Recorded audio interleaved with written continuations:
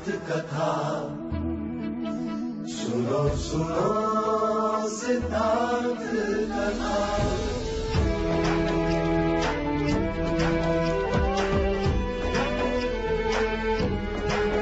संसार में दुख का कारण क्या,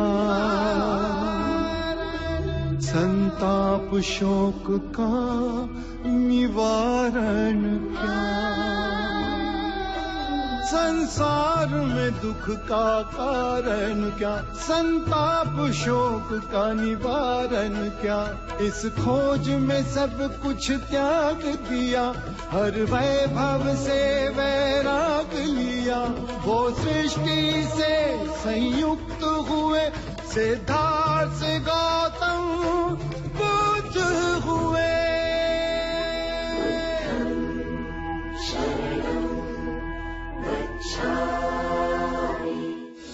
आंखें खोलो यशु,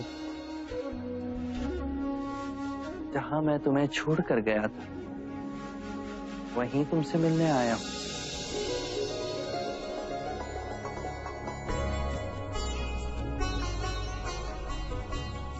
तुम्हें दिया हुआ वचन पूर्ण करने आया हूं। यशोधरा की व्यथा अब हमसे नहीं देखी जा रही। नारी का धैर्य और निस्वार्थ ऐसा उज्ज्वल रूप मैंने कभी नहीं देखा। जब उसे ज्ञात हुआ कि तुमने धरती को अपना बिछाना बना दिया है, तो उसने भी धरती को अपना सैया बना दिया। गहने और रेशमी वस्त्र त्याग दिए और उसने भी गिरवा पहन लिया। जब उसे पता चला कि तुम एक ही बार भोज करते, उसने भी एक ही बार भोज करना शुरू किया। तुम्हारे लिए ये सब आसान था पुत्र, क्योंकि वन में तुम्हारी एकाग्रता को भंग करने के लिए कोई नहीं था।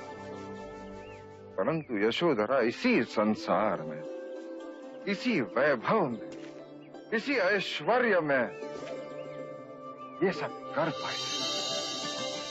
सबके ताने सुनकर अपनी आस्था पर अटल रही। यशो,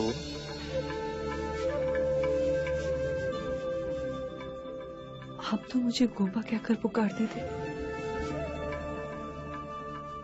यशो का संबोधन तो पराया लगता है।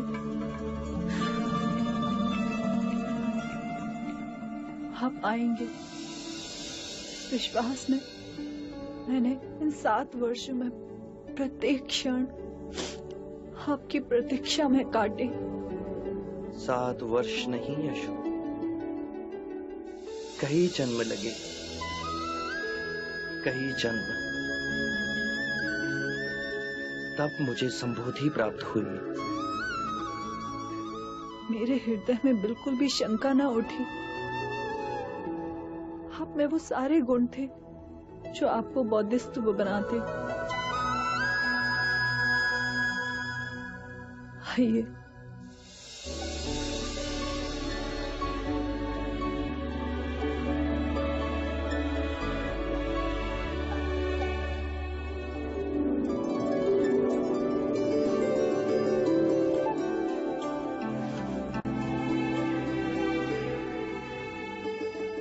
एक प्रश्न जो मेरे हृदय में टीस बनकर बैठा है, क्या वो प्रश्न मैं आपसे कर सकती हूँ? तुम्हारे हर प्रश्न का उत्तर दूंगा मैं। आप केवल ये बताइए कि आपने इतना सब किया, मन में कष्ट भोगे, अपने को दुखाया, सताया,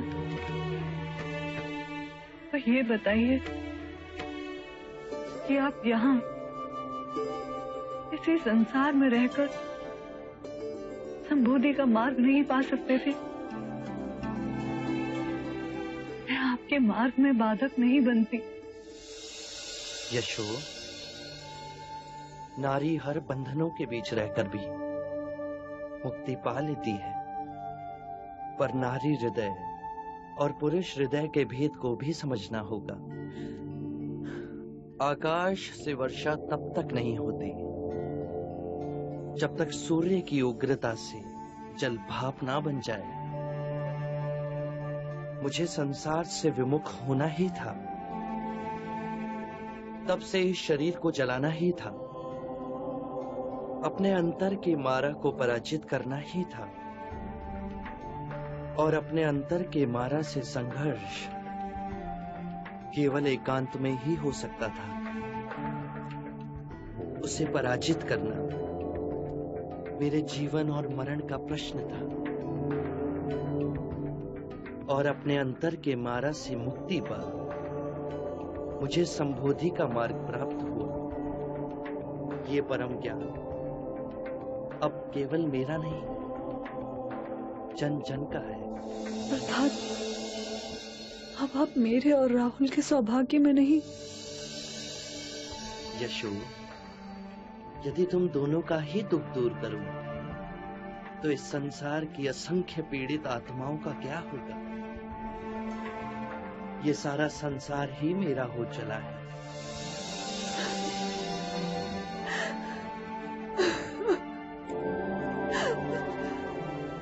तुम्हारा हृदय बहुत बड़ा है, उसे छोटा मत करो यशो। बुद्ध दीपांकर के आशीर्वाद से हम दोनों जन्मों से जुड़े हैं। इस जन्म में तुम्हारे साथ तुम्हारी सहनशीलता, तुम्हारे धीरज के कारण ही मैं संबोधि को प्राप्त हुआ। अपार ऋण है तुम्हारा मुझ पर।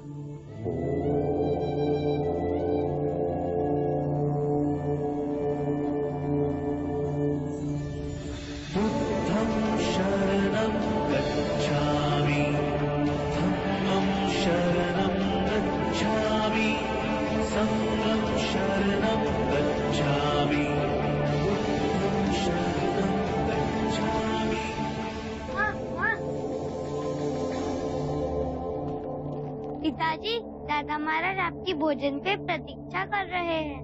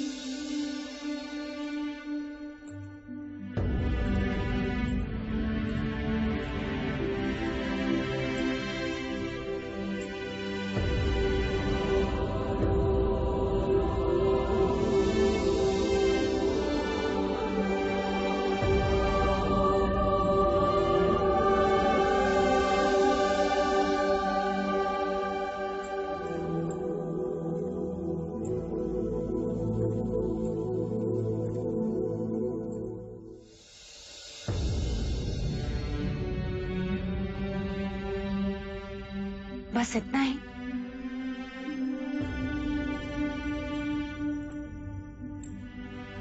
मिष्ठान नहीं लोगे? हाँ, यशोधरा ने अपने हाथों से बनाया है, तुम्हें बहुत पसंद था ना?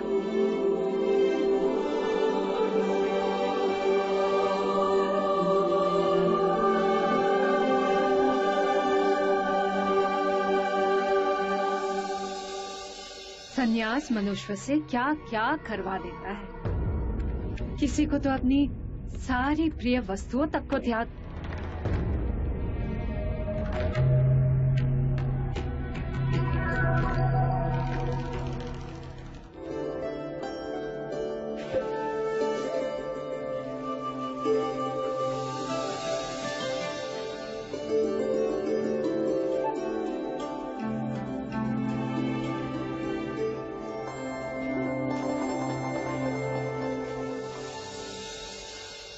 सिद्धार्थ, सुना है आजकल बस एक ही समय खाते हो। तुमने मिठाई भी ऐसे खाई जैसे भिक्षा।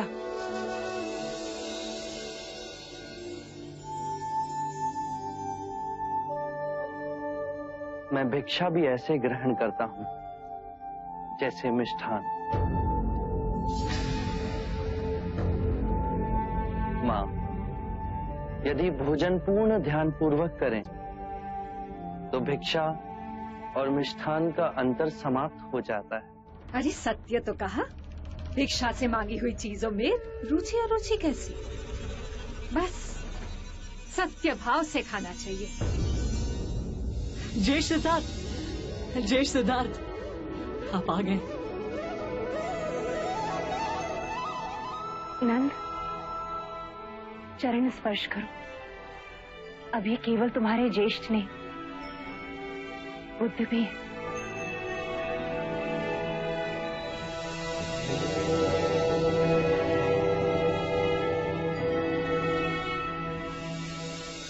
आनंद, कैसे हो?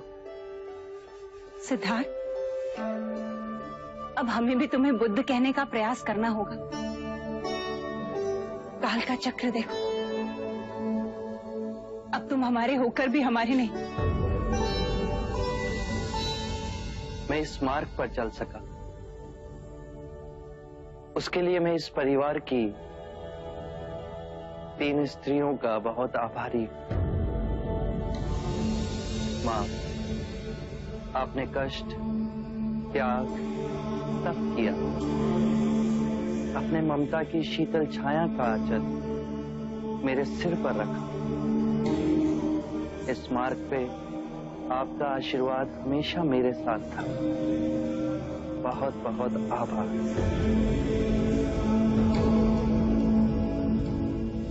गोपा, तुमने भी अपना मोह और स्वार्थ नहीं देखा। मुझे सन्यास के मार्ग पे जाने की अनुमति दी। मेरे माता पिता और मेरे पुत्र राहुल का उत्तरदायित्व अपने ऊपर लिया, मुझे स्वतंत्र छोड़ा। उसके लिए तुम्हारा भी बहुत बहुत आभार। और मेरी तीसरी प्रेरणा बनी मंगला काकी। यदि मंगला काकी मुझे उस सन्यासी से ना मिलाती तो वैराग्य का मार्ग मेरे लिए स्वप्न ही रह जाता।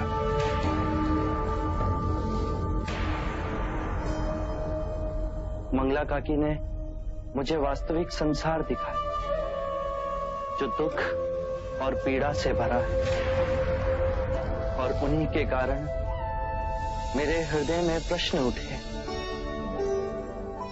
जिनका उत्तर खोजना मेरे जीवन का लक्ष्य बना।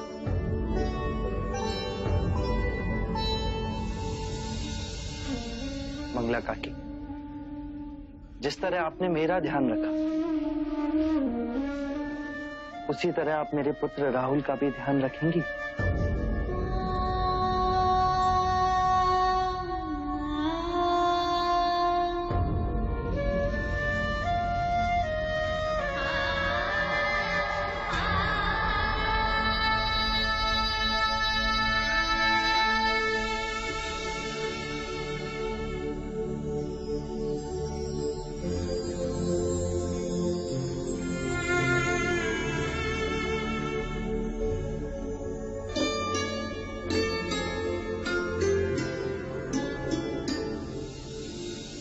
अब आप सब मुझे आज्ञा दें।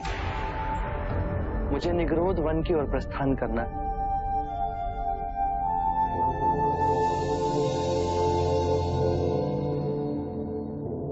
ज्येष्ठ,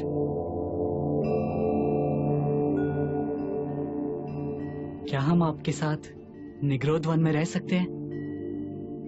आपने जो परम सत्य पाया, क्या आप हमें उसके दर्शन कराएंगे? अवश्य।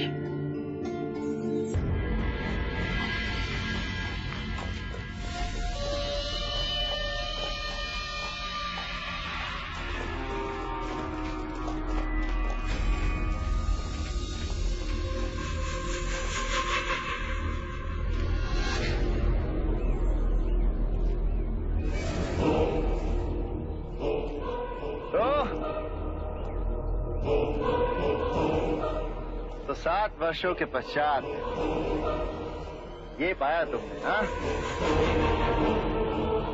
ये भिक्षा का झोला, खुरदरा वस्त्र, नग्न पांव और अपने जैसे भगोड़ों का साथ। वो का है? भिक्षाम देहि। देवदत्त, विवेक से बात करो। ये अब सिद्धार्थ नहीं रहे, ये बुद्ध है। इनके कोटि कोटि अनुयायी है जो इनकी वाणी को 10 दिशाओं में फैला रहे हैं। अच्छा, तो बुद्ध जी अपने ज्येष्ठ के एक प्रश्न का उत्तर दीजिए। 7 वर्षों तक आपने पाया क्या?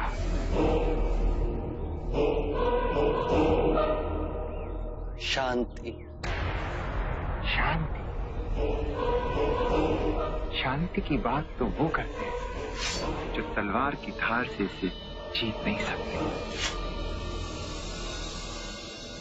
तलवार से सारा जग जीत लिया, पर अपना मन नहीं जीत पाए, तो क्या जीता? तो तुमने क्या जीता? मैं जीतने नहीं, मैं तो हारने गया था। हारने? क्रोध हारा, लोभ हारा, ईर्ष्या हारी, वैमनस्य हारा। अब हारने को शेष बचा ही क्या था? तो परम शांति को उपलब्ध हुआ। अच्छा, तो तुम ये कहना चाहते हो कि तुमने शांति को पा लिया और मैं क्रोध को पाल रहा हूं, हाँ? ये तुम कह रहे हो, तुम्हारा अपना क्रोध ही तुम्हें पीड़ा देगा। मैं केवल विवाद कर रहा हूं। विवाद से ही हम क्रोधित होते हैं, परम सत्य का मार्ग छोड़ देते हैं और अपनी आत्म सुरक्षा के लिए प्रयास करते हैं। मैं क्रोध नहीं कर रहा। ये तो अत्यंत शुभ बात है। क्रोध करना अपनी हथेली पर गर्म कोयले को रखने के समान है, जो हम किसी दूसरे पर फेंकना चाहते हैं, पर इस क्रिया में हम स्वयं को ही हानि पहुंचाते हैं।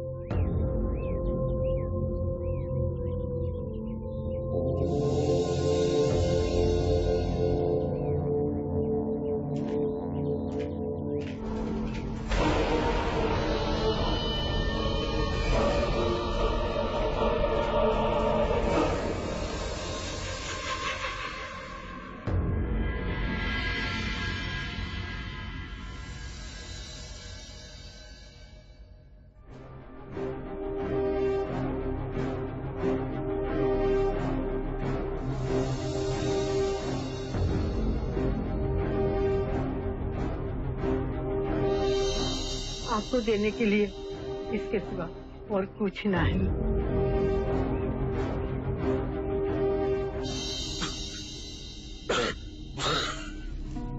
महाराज, ले।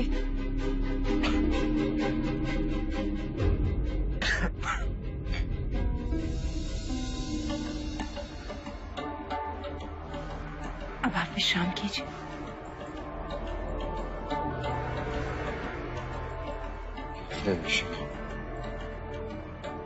निद्रा ही नहीं आ रही प्रजापति। जिस दिवस के प्रतीक्षा में इतनी रातें आंखों में काट दी, जब वो दिवस आया तो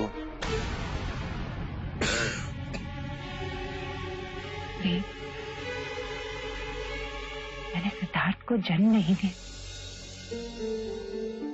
किंतु उसने मुझे मां बनाकर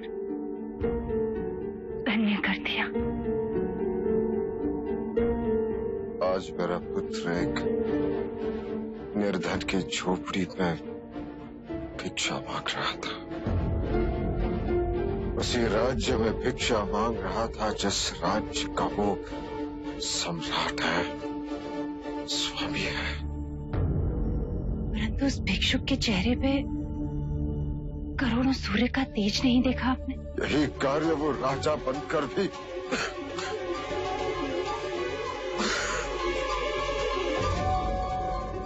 परंतु बुद्ध बन पूरी मानवता को उभारेगा, पूरे विश्व में उसकी कीर्ति होगी, वो कीर्ति जो उसे अजर अमर करेगी। आपका पुत्र आपके नाम को अमृतत्व करेगा।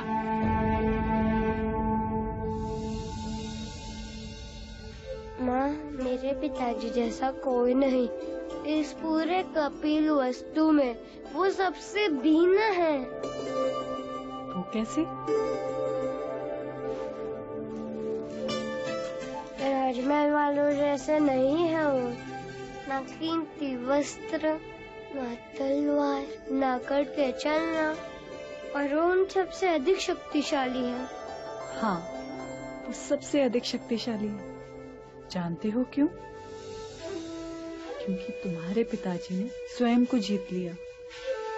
जिसने सारे संसार को जीत लिया पर स्वयं को नहीं जीता, उसने कुछ नहीं जीता। पर जिसने स्वयं को जीत लिया, समझो उसने सारी सृष्टि को जीत लिया। माँ, क्या मैं पिताजी के साथ रह सकता हूँ? मैं तुम्हें कैसे रोक सकती हूँ? तुम तो उनके उत्तराधिकारी हो। उत्तराधिकारी? वो क्या होता है? जब पिताजी से मिलोगे तो उन्हीं से पूछ लेना, और जो भी तुम्हारे मन में आए स्वयं मांग लेना। माँ, कल चलेंगे पिताजी से मिलने? हाँ।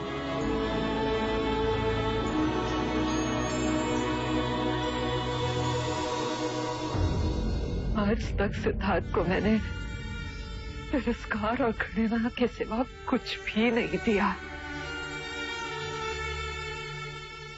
जब भी चाहा उसका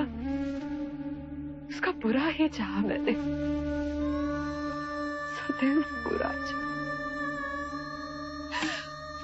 और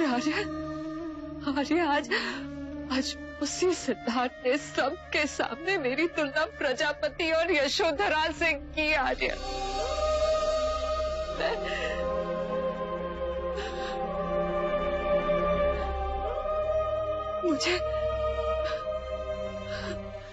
मुझे उतना ही सम्मान दिया। अरे मुझ जैसी को इतना सम्मान मैंने तो कभी भी उसका भला नहीं चाहा।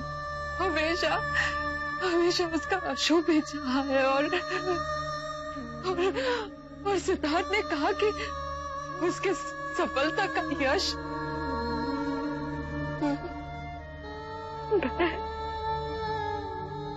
नहीं आशिया, नहीं,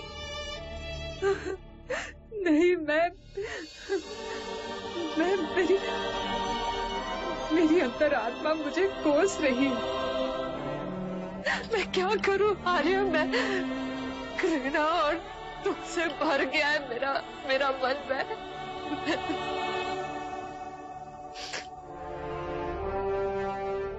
मेरे मन पे भी सिद्धार्थ की अमिट छाप बन गई। अब समझ में आया कि सिद्धार्थ तो किसी और ही मिट्टी का बना हुआ, और हम है कि कभी सिंहासन के आगे सोच भी नहीं सके। वो सिंहासन जो सिद्धार्थ के लिए पाना बहुत सहज था, वो एक क्षण में उसे छोड़कर चला गया।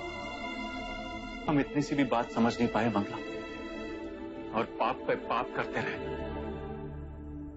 सच कहा था अजातशत्रु ने। सिद्धार्थ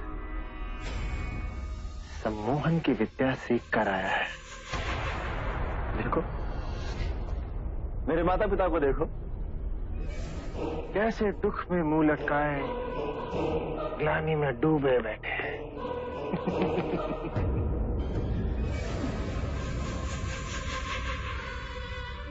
बबूल का पेड़ बोया है हमने,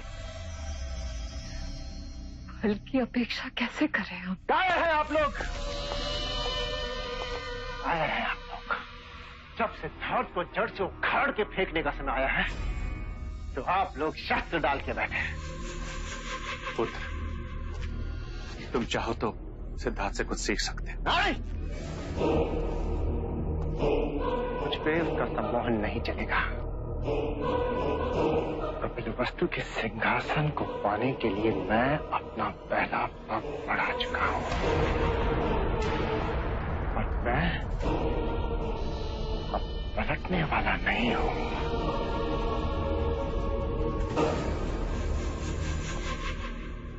मेरी सेना वेश बदलकर अजात शत्रु की सहायता के लिए पहुंच चुकी है, और अब अजात शत्रु मेरा ऋणी है, और मैं जब जाऊं कपिलवस्तु के सिंहासन को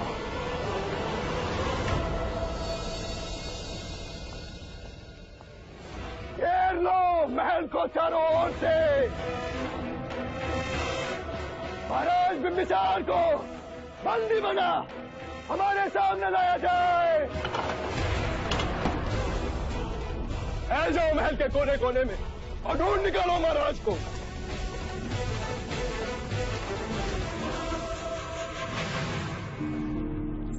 महाराज, मैं आपकी कब से प्रतीक्षा कर रही थी। आम्रपाली, मैं तुम्हें सचेत करने आया। अजात शत्रु ने मेरे विरुद्ध विद्रोह कर दिया। उसके सैनिक किसी भी समय मुझे ढूंढते हुए आ सकते हैं। महाराजा बिंबिसार इस दिशा में भी नहीं है। महाराज इधर भी नहीं है। तुम हमारे पुत्र जीवों को लेकर यहाँ से तुरंत निकल जाओ। नहीं आम्रपाली, ये भावुक होने का समय नहीं। मेरे गुप्तचरों ने मुझे सूचित किया है कि अजात शत्रु मुझे बंदी बनाकर अपने आप को मगध का राजा घोषित करेगा। लगता है महाराज पलायन कर गए। अर्थात महाराज को पहले से ही हमारे विद्रोह की सूचना थी। तख्ता पलट होते ही मैं उन्हें अपना बंदी बना लेता तो मेरी विजय निश्चित थी। चिंता न करें युवराज, मगध की सीमा पर हमारे ही लोग तैनात हैं। मेरे कुछ सेनापति और सैनिक भी मिले हुए। कपिलवस्तु जो सैनिकों की टुकड़ी गई थी, वो भी उसके साथ है। महाराज भाग के कहाँ जाएंगे? जाओ, मगध के कोने कोने में जाओ और हर उस जगह को खोज डालो जहां महाराज के छुपे होने की संभावना है। अजात शत्रु अपने शत्रु को पाताल से भी निकाल के लिए आएगा। मैं भी आपके साथ कारागृह चलूंगी, पर आपका साथ नहीं छोड़ूंगी। आम्रपाली, ऐसा कोई प्रण मत करो। यदि अजात शत्रु यहाँ आ गया तो तुम्हें और हमारे पुत्र जीवक को जीवित नहीं छोड़ेगा। इसलिए जैसा मैं कहता हूँ वैसा ही करो। ऐसी अवस्था में आपको छोड़ के? आम्रपाली, तुम्हें मुझ पर विश्वास है? हमारे पक्ष में केवल एक बात है, अजात शत्रु ने इससे पहले तुम्हें कभी नहीं देखा। यदि वो इस महल में तुम्हें ढूंढते हुए आ भी गया तो तुम्हें कभी पहचान नहीं पाएगा। मेरे सैनिक तुम्हें सुरक्षित वैशाली पहुंचा देंगे। यदि आपके सैनिक मुझे सुरक्षित वैशाली पहुंचा सकते हैं तो आप क्यों नहीं चलते? वैशाली क्या, हम कहीं दूर चलेंगे। आखिर हम इस राजपाट से क्या लेना? प्रिय आम्रपाली, मैं मगध सम्राट बिंबिसार। अब तक का जीवन मैंने शीश उठाकर जिया है। यदि मैंने आज पलायन कर दिया तो मैं अपनी दृष्टि में गिर जाऊंगा, और उसके पश्चात जो भी जीवन मिलेगा वो धिक्कार के समान होगा। समय बलवान है आम्रपाली। यदि ईश्वर ने चाहा तो हम फिर से मिलेंगे। मेरी बात मानो आम्रपाली, यहां से शीघ्र चली जाओ।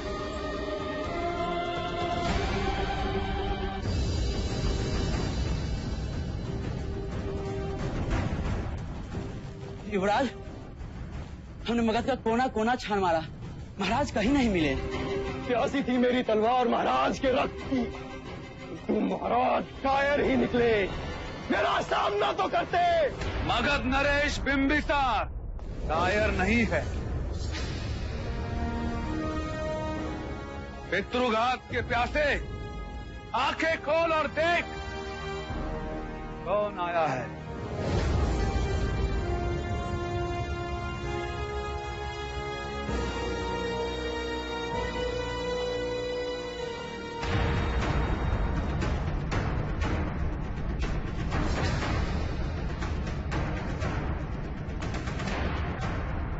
अपने पिता की पीठ पर वार करने वाले कायर, ये तू भी जानता है कि मैंने पिता का धर्म निभाया है, अन्यथा उसी दिन तुम्हें मृत्यु दंड दे दिया होता। मुझे मृत्यु दंड देते तो आज का दिन न देखना पड़ता, किंतु आज आप मेरे बंदी हो।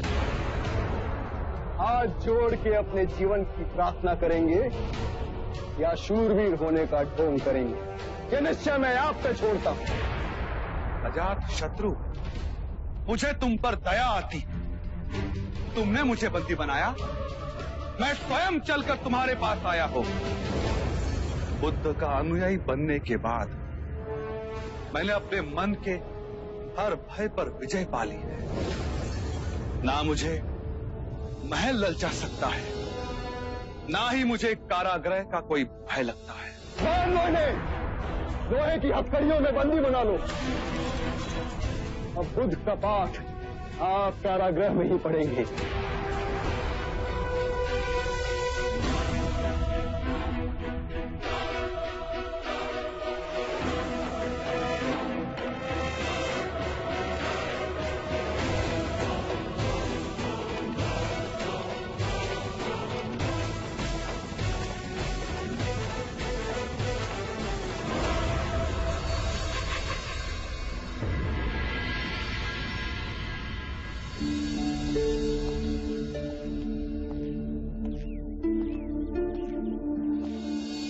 प्रणाम देवी, प्रणाम युवराज, आइए।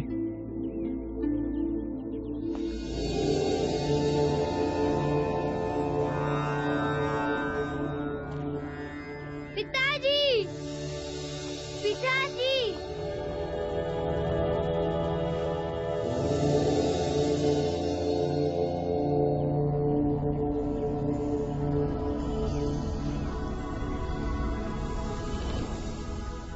नंद और अन्यका कहाँ है पिताजी? अमात्य आज दीक्षा ले भिक्षुक बन रहे हैं। वो दोनों उसी प्रक्रिया को देखने गए। मैं भी देख सकता हूँ? आइए।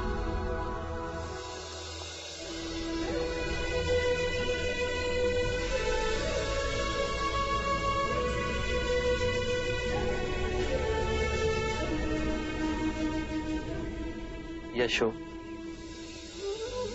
तुम सुख त्याग सादा जीवन मेरे कारण तो व्यतीत नहीं कर रही हो। मैं आपकी अर्धांगिनी हूँ, तो जो आपका धर्म वो मेरा धर्म। किसी और के धर्म और मार्ग को स्वयं पर कभी मत थोपना, जब तक तुम्हारा अंतर्मन उसे ना माने। मेरा अंतर्मन तो आपके साथ ही जुड़ा है, तो क्या मुझे आपके मार्ग पर चलने की अनुमति है? तो क्या नारी को मुक्ति का मार्ग प्राप्त करने का अधिकार नहीं? आपकी भिक्षुनी क्यों नहीं बन सकती? मुक्ति के मार्ग पर चल, तुम मुक्ति अवश्य पाओगी, परंतु अभी तुम्हारे भिक्षुनी बनने का समय नहीं आया। अनुकूल समय आने पर मैं तुम्हें स्वयं उसके बारे में बताऊंगा। अभी तुम यहाँ नहीं ठहर सकती।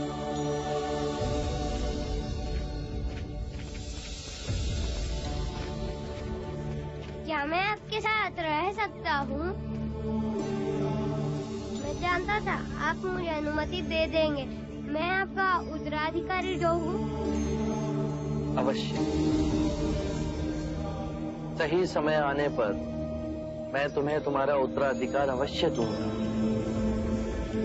ज्येष्ठ, क्या मैं दीक्षा ले सकता हूँ? भिक्षु बन सकता हूँ? अवश्य, किंतु महाराज की अनुमति के पश्चात।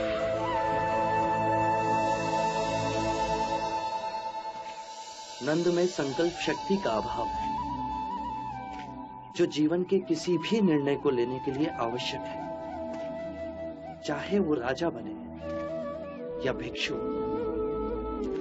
सत्य पहचाना। नंद ने भिक्षु बनने की इच्छा प्रकट की है। यदि आपकी आज्ञा हो तो उसे एक महासंघ में रहने दें। वो भिक्षु जीवन जिएगा, नियम और प्रशिक्षण में बंधेगा, तो उसमें संकल्प शक्ति का उदय होगा। यदि वो केवल प्रभावित होकर भिक्षु बनना चाहता है तो एक माह भी संघ में नहीं रह पाएगा। पर इस समय साधना और अभ्यास से उसमें स्पष्टता का भाव जागेगा और दृढ़ता का विकास होगा।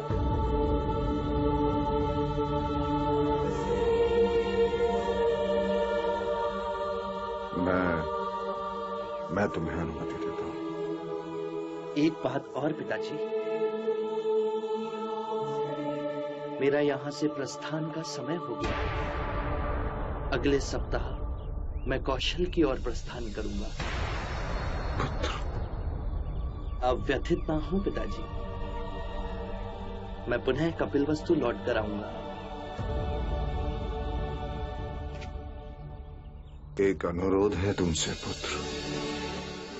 सभी शाक्य राजा तुम्हें सुनने के लिए व्याकुल हैं। मैं आपसे बुद्ध से ये प्रार्थना करता हूं कि अपने ज्ञान का संबोधन करें। अवश्य।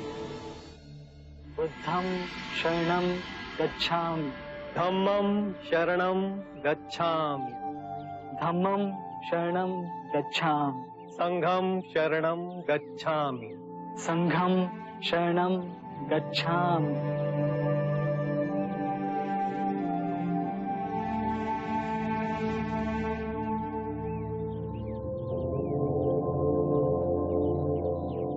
नंद, आज से तुम भी संघ के सदस्य हुए। आज से तुम अष्टांग मार्ग का पालन करोगे। ध्यान में मध्य में स्वयं को केंद्रित करोगे। भिक्षा पात्र ले सभी भिक्षुओं की तरह आज से तुम भी भिक्षाटन करोगे। मैं पूर्ण प्राण लगाकर ध्यान उपलब्ध करूंगा और केवल आपके बताए हुए मार्ग पर ही चलूंगा। पिताजी, अब नंद काका सदैव आपके पास ही रहेंगे, तो मुझे भी दीक्षा दे दीजिए। तुम्हें भी दीक्षा दी जाएगी। तुमने मुझसे अपना उत्तराधिकार मांगा था, अब उसे देने का समय आ गया है। बुद्ध, इस अबोध बालक को हम भिक्षु कैसे बना सकते हैं? राहुल को अभी केवल दीक्षा के लिए तैयार होने का अभ्यास कराया जाएगा। जब ये बड़ा हो जाएगा तो इसे पूर्ण दीक्षा दी जाएगी। अभी केवल उसे नवदीक्षित की प्रतिज्ञा मात्र ही लेनी है। मैं राहुल को स्वयं नवदीक्षित की प्रतिज्ञा दूंगा।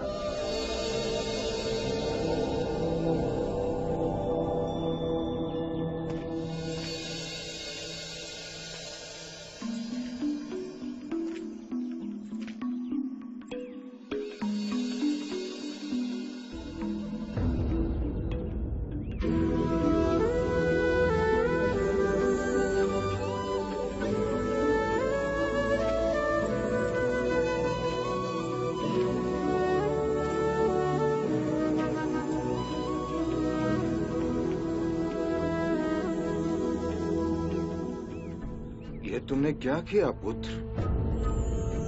मैंने नंद को केवल एक महाभिक्षु बनने की अनुमति दी थी और तुमने मेरे पौत्र राहुल को भी भिक्षु बना दिया। एक क्षण नहीं सोचा कि हमारा क्या होगा।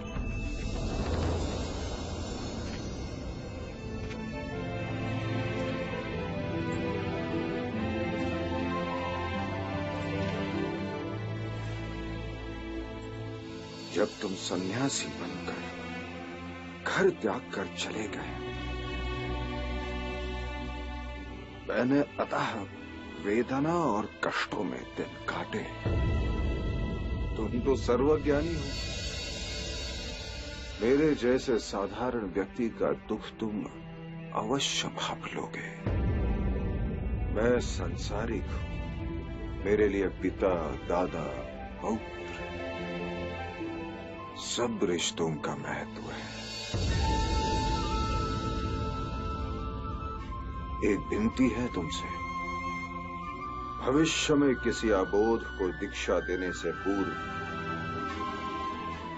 उनके प्रियजनों की आज्ञा अवश्य लेना। पिताश्री, जब राहुल ने मुझसे दीक्षा लेने का आग्रह किया तो मैं पिता होते हुए भी एक क्षण को विचलित नहीं हुआ, क्योंकि ये मार्ग तुम्हारा स्वयं चुना हुआ है। इस मार्ग पर केवल दो ही भूल हो सकती। एक, इस मार्ग को पूरा तय ना करना, और दूसरा, उसे आरंभ ही नहीं करना। परंतु राहुल ने अपना पहला पग तो रख ही दिया है। मेरा मार्ग कोई संगठन नहीं, मेरा मार्ग कोई सिद्धांत नहीं, मेरा मार्ग केवल स्वयं की अनुभूति है, स्वयं का अनुभव। परंतु तुम्हारी जीवन की अनुभूति हमसे विभिन्न कैसे? क्योंकि मेरी निद्रा टूट गई। मैं अपने जीवन को जागरूक होकर जी रहा हूं। मैं अपने जीवन को हर क्षण में केंद्रित हो उसके चमत्कारों को देख रहा हूं। मेरे अंतर में ना तो कोई पिपासा है, ना ही कोई भय। तुम मुक्त हो, स्वच्छंद हो। पिताश्री, जीवन की इस पीड़ा और दुख से मुक्ति का मार्ग जिसे मैंने खोजा है, इससे मेरे ही परिवारजन अछूते रह जाए। यदि राहुल और नंद इस पथ पर चलेंगे, इसका अभ्यास करेंगे, तो परम ज्ञान का अनुभव स्वयं करेंगे। और यही परम ज्ञान मेरा उत्तराधिकार है, जिसे मैं बिना भेदभाव के सबको दूंगा।